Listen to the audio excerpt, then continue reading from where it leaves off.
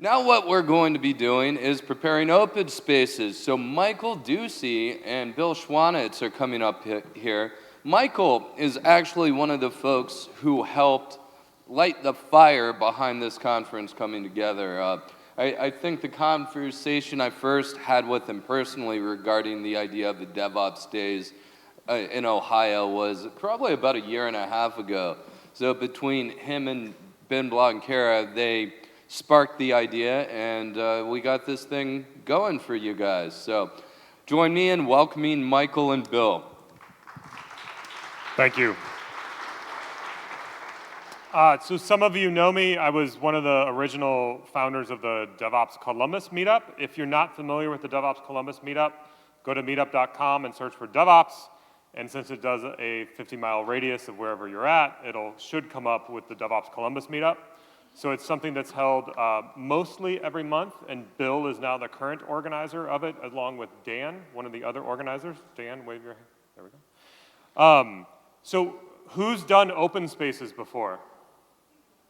Okay, so this is going to be interesting. This is either going to be really fun, or it's going to be the most horrifying experience that you've ever had at a conference. This is probably my 10th or 11th DevOps Days, so I'm pretty familiar with the concept, which is one reason why they wanted me to open it. We also do DevOps Days at the company that I work for. Since this isn't my product pitch time, you can find out what product company I work for tomorrow. So let's talk about what open spaces are. So I'm going to read something because I don't have it memorized, and it's just easier that way. So while the mechanics of open space provide a simple means to self-organize, it is the underlying principles that make it effective for both meetings and as a guidepost for individual and collective effectiveness. The law of 2 feet rules open spaces. A foot of passion and a foot of responsibility expresses the core ideas of taking responsibility for what you love. In practical terms, the law says that if you're neither contributing nor getting value where you are, use your 2 feet or your available form of mobility and go somewhere else where you can. It is also a reminder to stand up for your passion. From the law flow 4 principles. Whoever comes is the right people, so whoever attends one of these sessions are the right people. Whatever happens is the only thing that could have happened. Whenever it starts is the right time, and when it's over, it's over. So here's what we're going to do. So a lot of you have already contributed cards.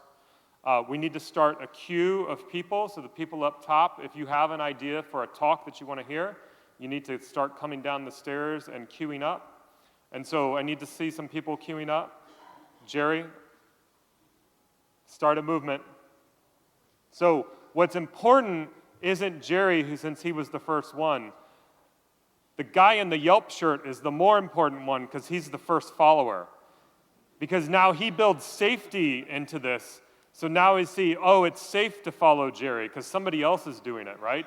Have you guys seen that video of like the first follower being the most important, and it's this guy just dancing at a rock concert, out on the lawn, and then like somebody else joins them. And then the next thing you know, there's like 20, 30, and then the entire lawn is like doing the dance with the guy. But it took that first guy or first person to follow. Okay, so I'm going to read off some proposals. So what's going to happen is you're going to propose a topic, and then after we've proposed enough topics, we're going to take these topics and we're probably going to move them because up on stage isn't the most effective place right now. And then you get to get a set amount of time, probably 10 or 15 minutes. We're going to put them back on the board where they were originally at. You're going to come and you're going to put a dot for what you want to hear or what you want to participate in, right? So the thing that you're passionate about. And then you can dot more than one. Maybe like this one I want to dot is our DevOps and ITIL friends or foes. The colors don't matter, by the way. There's just the colors that we have. And then the compliance plus DevOps, because I have some thoughts about that. And then I would dot this one as well. Okay, so I have 3 things that I want to vote on. You'll vote on them. And then once everybody's voted on them, we're going to rearrange them and put them into certain slots. So people have already proposed topics, and if there's a certain time slot that you need, because some people were putting them in certain time slots, if there's a time slot you need because of a work meeting or something like that, let us know and we'll make sure you get that time slot that you needed. So Without further ado, I'm going to read off one, and then Jerry, come on up and write your topic on a card. Why don't we hand these out to the next people so they can get them ready as well? You can propose another one. Or you can read yours out when you get up here. All right. So Rob has proposed. Jerry, where are you going, dude? Okay. Project management with GitHub. Come on, Jerry, you're an organizer. You should know how to do this. And is that Rob who just presented? Oh, Rob over there. Thank you, Rob, for proposing a topic. Read it. Yeah. Say it. I can't read it. So I run Docker in development just fine, but getting that to production, and especially with Docker Compose and those type of things, is sort of my biggest issue. So there may be a general Docker one, but for me, it's getting from development to production for Docker. All right. Docker from development to production. Billy Bryant has proposed security and control for DevOps. Thank you, Billy. Hey, two topics I really want to talk about. The first one is, how do you trade off cloud versus data center? How do you make that decision? Do you go both? Do you do one or the other? And how do you rationalize what decision you make? I have thoughts. I want to hear everybody else's too. And secondly, I want to talk about compliance and operations and how to make the relationship that we have with auditors better. Great topic. So monitoring as test infrastructure. Who proposed that?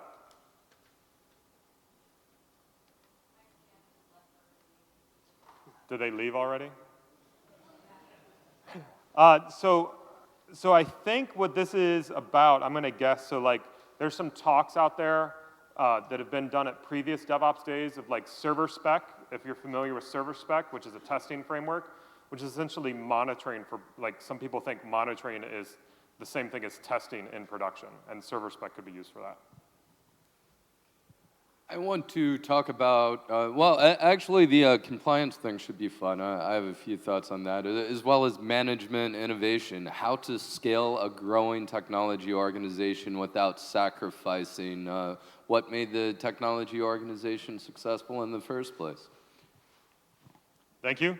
I'll read a couple more. I need some more people up here to propose topics. Have we already proposed everything we want to talk about? Does that mean we get to start the party earlier? I heard there's a DJ. Unz, unz, unz, unz. Come on, get into it. Really? What's so funny? Why is that funny to you? I thought this was a judge-free zone. All right, so I want to learn about containers and microservices. So we have one Docker from dev to production. This could be more of a generic Docker. How do you just get started? Rationalizing the cloud.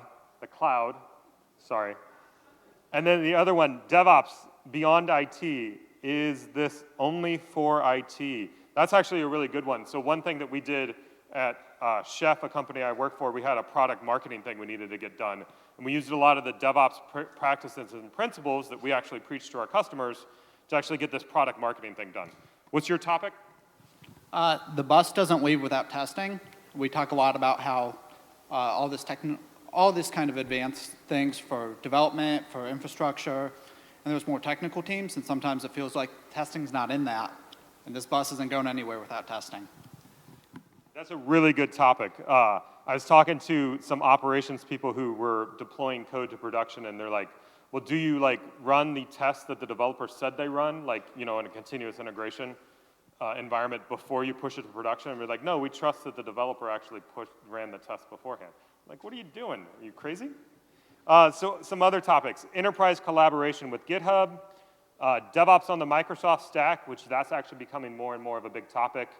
And then one I already read, compliance plus DevOps. Does it equal odd ops? AUD ops, not ODD ops. So I'm the guy that proposed the DevOps on the Microsoft stack.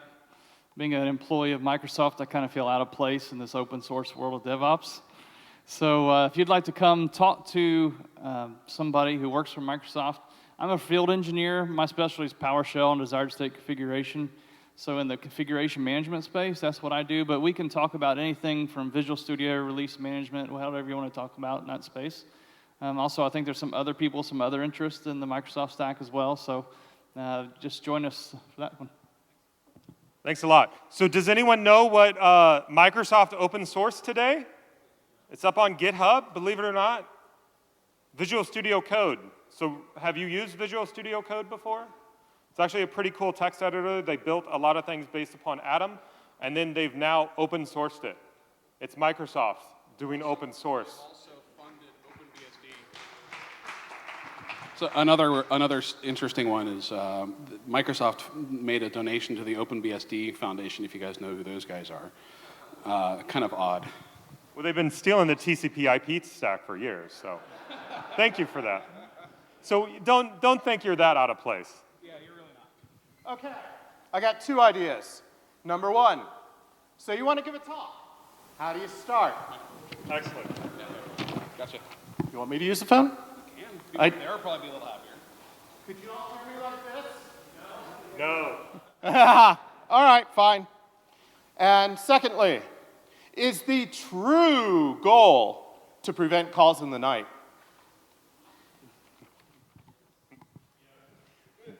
Dial D for DevOps. Some people might be too young to get that joke. All right, anyone else? Are we ready to vote? All right, so we can do the same thing tomorrow. The cards and the boards will be up there. So what I encourage you to do is that if you have something that gives you inspiration that you just couldn't think of right now, or you don't like getting up in front of people, which is totally fine as well, write it up on a card, throw it up on the voting board so that we can vote it, and then we'll go through and then we'll slot things appropriately. There is the map that's been displaying back and forth. We'll leave this up so you can see where the different spaces are. They're named after video games, which might give you a hint into things that are behind black cloths for later when the DJ is here. Can you ready? 1, 2, 3. Oons, oons, oons. Come on. Come on, Bill. Ready, everybody? 1, 2, 3. Oons, oons, oons, oons, oons. Yeah, there we go. All right, so line up and start voting. The markers will be back here, and the pads will as well if you want to propose another topic.